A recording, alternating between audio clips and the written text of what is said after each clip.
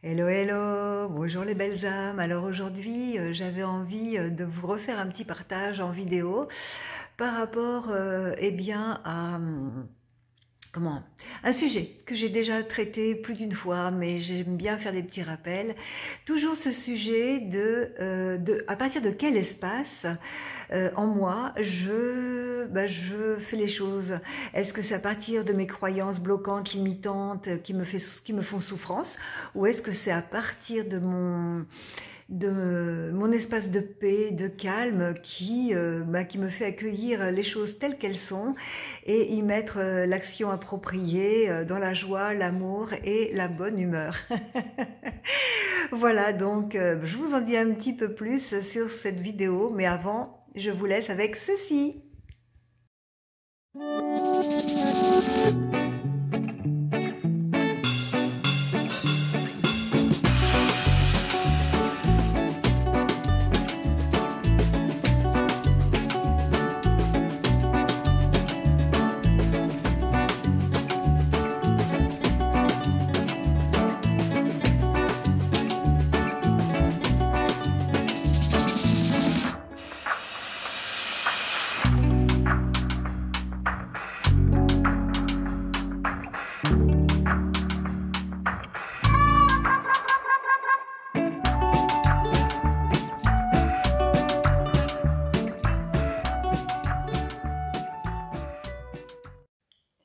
Bonjour les belles âmes, j'avais envie de vous partager une petite réflexion, euh, toujours par rapport à mes propres expériences. Après, soit ça vous parle et vous en faites vous-même l'expérience, soit ça ne vous parle pas et vous passez votre chemin. Hein, ce n'est que du partage.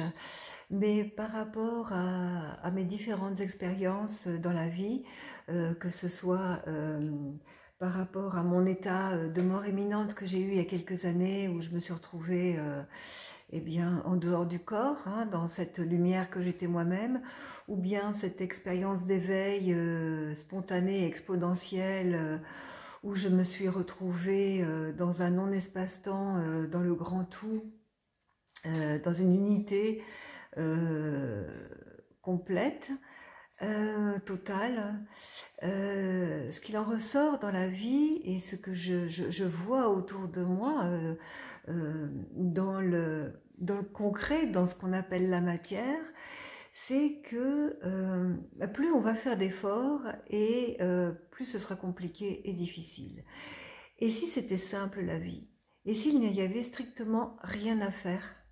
Si c'était au contraire euh, l'inverse de ce qu'on veut faire, c'est-à-dire on veut être une meilleure version de nous-mêmes, on veut être ci, on veut être ça, on veut faire ci, on veut faire ça, on veut avoir ci, on veut avoir ça, pour être mieux, mieux, mieux. Et si c'était simplement au contraire se dépouiller de tout ce qu'on est, de tout ce qu'on croit, de toutes nos croyances bloquantes, de tout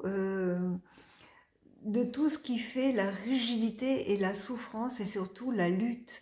Parce que qu'est-ce qu'on fait quand on dit je serai bien quand je serai une meilleure version de moi-même, je serai bien quand j'aurai ci, quand je ferai ça.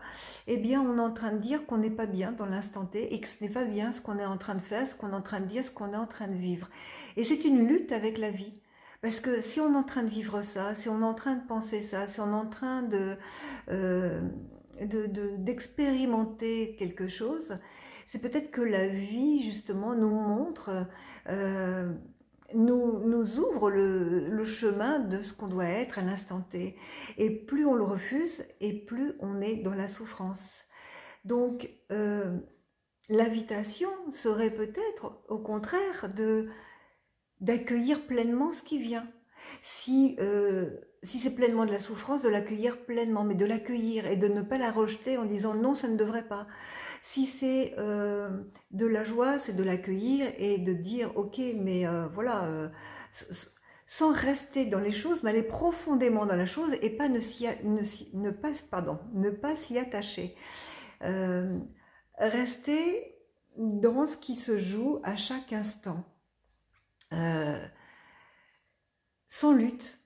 Quand on est dans ce qui est à chaque instant, quand on va profondément dans ce qui est en train de se jouer, que ce soit une croyance, que ce soit une souffrance, que ce soit une joie, que ce soit n'importe quoi, on est totalement dans l'expérience de ce qu'on est en train de vivre. Et puis après, ne pas s'y attacher, parce que l'attachement est aussi souffrance. Parce que quand on s'y attache, ça veut dire que on veut que ça reste. On ne veut pas que les choses soient différentes. Vous voyez? Plus on va être en conflit avec ce qui est, plus on va vouloir que ce soit différent, et plus on va se faire souffrir. Donc ma proposition, mon invitation, c'est de vraiment mais être dans le flot de la vie. Quand on dit être dans le flot de la vie, lâcher prise, c'est vivre pleinement ce qu'il y a à vivre, sans le rejeter, en l'accueillant. Et si ça fait souffrance, eh ben, d'aller dans la souffrance et de mettre le pas, d'agir pour accompagner cette souffrance, pour la transformer, la transcender, aller au-delà de cette souffrance, de voir d'abord qu'est-ce que ça nous fait, qu'est-ce qu'elle nous apprend sur nous, comment on peut transformer cette souffrance en juste l'accueillant et en la laissant passer. Et après cette souffrance, après cette expérience, voilà, de constater, eh bien, qu'est-ce que ça nous a apporté, qu'est-ce que ça nous a appris, comment on se sent par rapport à ça quand on l'a pleinement vécu et qu'on l'a transformé, on a agi par transformation pour la transformer, et non pas en disant je ne la veux pas cette expérience, et en réaction, et en perdant notre énergie, et en se mettant encore plus de souffrance pour le coup, parce qu'on est dans un état où on ne peut plus rien faire, on est complètement anéanti. Voilà, c'était ma petite vidéo du jour. Je répète souvent les mêmes choses, c'est vrai, mais tout est d'une simplicité enfantine et tout est là, c'est dans l'accueil de ce qui se passe. C'est arrêter de refuser ce qui est en train d'être. Et plus on va faire ça, et plus on va se dépouiller de nos croyances parce qu'il y a une seule et grande croyance, hein, c'est la croyance que les choses ne devraient pas être comme elles sont, qu'elles devraient être différentes. Et à chaque instant, on veut qu'elles soient différentes, parce qu'on veut plus, parce qu'on veut être plus, parce qu'on voudrait avoir plus, ou moins, moins de souffrance, moins de problèmes. Voilà, on voudrait toujours que l'instant soit différent de ce qu'il est. Donc ça, c'est une de nos plus grandes croyances, c'est de croire que on ne peut pas vivre pleinement dans l'amour ce qu'on est en train de vivre. Et on sera pure joie, pur amour, pure paix quand on aura, ou quand on fera, ou quand on pensera différemment. Donc, plus on va y mettre du calme, de la paix, de l'accueil, et moins on sera dans la lutte, et dans le conflit, et dans la souffrance. Voilà, je voulais vous faire cette petite vidéo, c'est comme un petit rappel, et je vous le fais souvent, mais c'est très important, je pense, de pouvoir appréhender cette chose-là. Et puis, il y a des tactiques hein, pour libérer les croyances et pour être dans son centre de paix.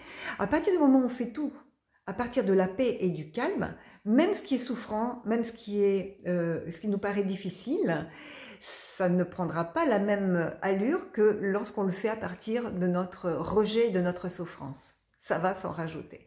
Voilà, donc il y a des petits exercices à faire et c'est ce que je propose dans mes séances d'ailleurs ou dans mes ateliers. Il y a des exercices pour retirer toutes ces croyances qui nous limitent et qui nous mettent continuellement en lutte.